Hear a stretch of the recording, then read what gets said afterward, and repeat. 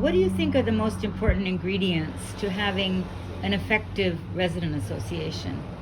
I think building the community before, so allowing space, safe space for people to meet and talk and share their concerns before you have a residents association.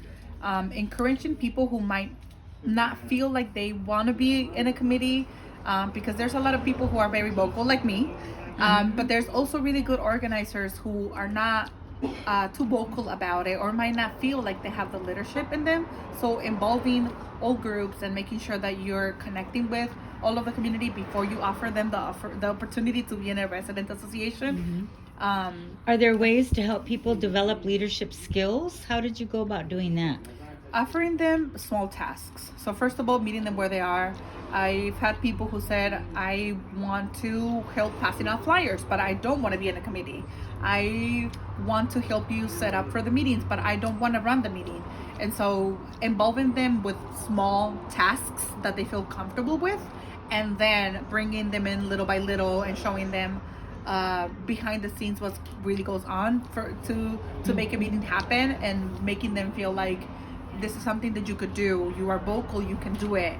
I can help you, I can guide you with whatever I can teach you. And so I feel like just small tasks that feel like they don't lead nowhere brings them somewhere. And this is not something that happens in a month or two. It might take years, but it's well worth it. Yeah. So a lot of people are working and they have kids. They may not have time to be involved with the resident association. Are there things that you did in your community to try to help working families get involved? Yeah, so with my work now, all of our meetings were on Thursdays in the evening, so 5:30 to 7:30, and we Okay, would so always in the offer. evening. It's always in the evening. We would always offer dinner. We would always offer childcare and interpretation, so everybody could understand what was being said.